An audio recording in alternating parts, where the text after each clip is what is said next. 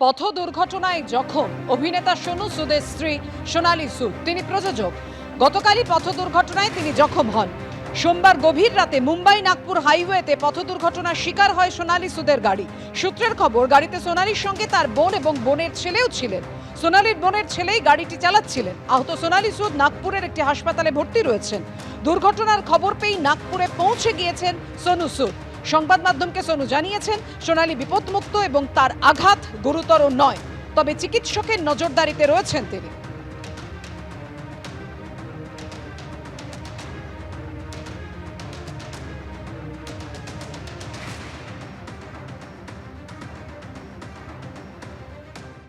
আজও উত্তাল রবীন্দ্রভারতী বিশ্ববিদ্যালয়ের জোড়াসাঁকো ক্যাম্পাস। বিশ্ববিদ্যালয়ের উপাচার্যের পদত্যাগের দাবিতে বিশ্ববিদ্যালয়ের উপাচার্যের ঘরে তালা ঝুলিয়ে বিক্ষোভ দেখাচ্ছে শাসক দলের ছাত্র সংগঠন তৃণমূল ছাত্র পরিষদ। দেখতে পাচ্ছেন যখন তালা ঝুলিয়ে দেওয়া হচ্ছে সেই মুহূর্তের ছবি। একেবারে বিশ্ববিদ্যালয়ের উপাচার্যের বিরুদ্ধে বিক্ষোভ দেখাচ্ছেন তৃণমূল ছাত্র পরিষদের সদস্যরা। উপাচার্যের ঘরে তালা ঝুলিয়ে বিক্ষোভ টিএমসিপির। রাজ্যপাল নিযুক্ত অস্থায়ী উপাচার্যের অপসারণের দাবিতে চলছে বিক্ষোভ। বিশ্ববিদ্যালয়ের গেটে বিক্ষোভ তৃণমূলের শিক্ষা বন্ধু সমিতির।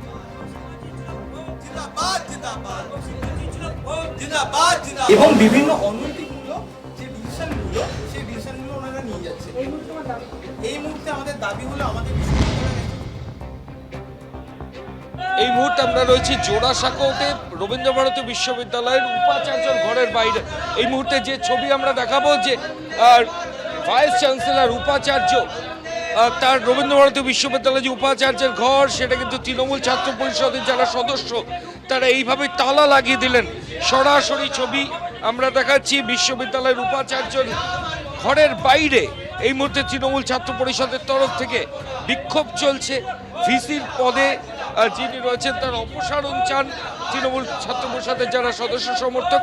অন্যদিকে বাইরে বিশ্ববিদ্যালয় গেটের বাইরে শিক্ষা বন্ধু যে সংগঠন, সেই সংগঠনের তরফ থেকেও কিন্তু ক্রমাগত বিক্ষোভ দেখানো হচ্ছে। এই মুহূর্তে জোড়াসাঁকোতে রবীন্দ্রভারতী বিশ্ববিদ্যালয়ের যে উপাচার্য তার ঘর তালা বন্ধ। আমরা কয়েকজন ছাত্রের সাথে একটু কথা বলার চেষ্টা করব এবং তারপরই গোটা বিষয়টা কিন্তু গতকাল থেকে এখানে অশান্তি হয়েছিল। এই মুহূর্তে বাইরে পুলিশ আধিকারিকরা রয়েছেন এবং এই মুহূর্তের ছবি যেটা দেখাচ্ছি, যে অবস্থান বিক্ষোভ তৃণমূল ছাত্র পরিষদের। কি দাবি আপনাদের? আমাদের মূলত দাবি হলো আমাদের বিশ্ববিদ্যালয়ের এখন যিনি অস্থায়ী উপাচার্য রয়েছেন তিনি একজন প্রাক্তন বিচারপতি এবং তিনি কিছু অনৈতিকভাবে ডিসিশন নিয়ে গেছেন বিশ্ববিদ্যালয়ের ক্ষেত্রে, যেই ডিসিশনগুলি নেওয়ার এখতিয়ার তার নেই। তাছাড়া কালকে আমরা যখন এখানে শান্তিপূর্ণভাবে বিক্ষোভ করছিলাম, আমাদেরকে বিশ্ববিদ্যালয় প্রাক্তরে ঢুকতে দেওয়া হয়নি। ভিসি নির্দেশ দিয়েছিল যে ওরা যেন না ঢুকতে পারে, বিশ্ববিদ্যালয়ের মেন গেটে তোমরা তালা দিয়ে দাও। তার নির্দেশে এখানে নিরাপত্তা রক্ষীরা আমাদেরকে বিশ্ববিদ্যালয় প্রাঙ্গণে ঢুকতে দেয় না, ভেতর থেকে ওরা তালা দিয়ে দেয়। তাই জন্য আজকে আমরা সকাল সকাল এসে যে ক্যাম্পাসে সাধারণ ছাত্রছাত্রী ঢুকতে পারবে না, সেই ক্যাম্পাসে কি করে একজন অবৈধ ভিসি ঢুকতে পারে, তাই জন্য আমরা আজকে ভিসির ঘরের সামনে আমরা এখানে তালা লাগিয়ে দিয়েছি। সব মিলিয়ে রবীন্দ্রভারতী বিশ্ববিদ্যালয়ের জোড়াসাঁকো যে ক্যাম্পাস, সেখানে কিন্তু এই মুহূর্তে বিক্ষোভের ছবি তৃণমূল ছাত্র পরিষদের তরফ থেকে উপাচার্যের ঘরের বাইরে এইভাবেই তালা লাগিয়ে দিয়েছেন তৃণমূল ছাত্র পরিষদের সদস্যরা।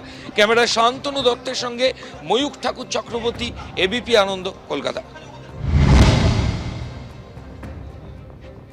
আমাদের মূলত দাবি হলো আমাদের বিশ্ববিদ্যালয়ের এখন যিনি অস্থায়ী উপাচার্য রয়েছেন তিনি একজন প্রাক্তন বিচারপতি এবং তিনি কিছু অনৈতিকভাবে ডিসিশন নিয়ে গেছেন বিশ্ববিদ্যালয়ের ক্ষেত্রে, যেই ডিসিশনগুলি নেওয়ার এখতিয়ার তার নেই। তাছাড়া কালকে আমরা যখন এখানে শান্তিপূর্ণভাবে বিক্ষোভ করছিলাম, আমাদেরকে বিশ্ববিদ্যালয় প্রাক্তরে ঢুকতে দেওয়া হয়নি। ভিসি নির্দেশ দিয়েছিল যে ওরা যেন না ঢুকতে পারে, বিশ্ববিদ্যালয়ের মেন গেটে তোমরা তালা দিয়ে দাও। তার নির্দেশে এখানে নিরাপত্তা রক্ষীরা আমাদেরকে বিশ্ববিদ্যালয় প্রাঙ্গণে ঢুকতে দেয় না, ভেতর থেকে ওরা তালা দিয়ে দেয়। তাই জন্য আজকে আমরা সকাল এসে যে ক্যাম্পাসে সাধারণ ছাত্রছাত্রী ঢুকতে পারবে না, সেই ক্যাম্পাসে কি করে একজন অবৈধ ভিসি ঢুকতে পারে, তাই জন্য আমরা আজকে ভিসির ঘরের সামনে আমরা এখানে তালা লাগিয়ে দিয়েছি।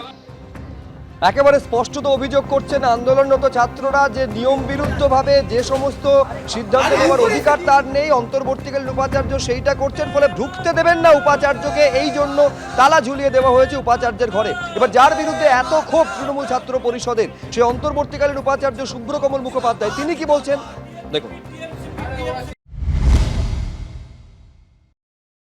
আমি বলবো সমস্ত ছাত্রছাত্রীরা নেই, যারা ইউনিভার্সিটিতে শুধু পলিটিক্স করবার জন্য ঢুকেছে, পড়াশোনা করতে না, সেই রকম আছে কিছু। আর কিছু কর্মচারী আছেন যারা নিজের কাজ না করে এই কর্মগুলো করে যাচ্ছেন। আমি তো নিজে নিজে সেখানে বসিনি, আমাকে হিজ এক্সেলেন্সি দি গভর্নর, যিনি চ্যান্সেলর অফ দ্য ইউনিভার্সিটি, আমাকে অ্যাপয়েন্টমেন্ট করে দিয়েছিলেন। এবার এই আমার অ্যাপয়েন্টমেন্ট বা ভাইস চ্যান্সেলর অ্যাপয়েন্টমেন্ট গুলো এরা চ্যালেঞ্জ করেছিলেন হাইকোর্টে, সেখানে ফলপ্রসূ হয়নি। সুপ্রিম কোর্টও গেছে, সুপ্রিম কোর্টও ফলপ্রসূ হয়নি। সুপ্রিম কোর্ট একটি কমিটি করে দিচ্ছে যেখানে ভাইস চ্যান্সেলর সিলেকশনের জন্য, তার প্রধান একজন রিটায়ার্ড চিফ জাস্টিস। তো ওরা সিলেক্ট করে দিলে ভাইস চ্যান্সেলর অ্যাপয়েন্টমেন্ট হলেই চলে যাব। তো আমাকে চ্যান্সেলর অ্যাপয়েন্টমেন্ট করেছেন as a vice chancellor, interim vice chancellor with all powers and duties of the vice chancellor. তো এখন এরা যে আন্দোলন করছে, আমি চলে গেলে ততক্ষণ না নতুন ভাইস চ্যান্সেলর আছে, তাহলে কি হবে?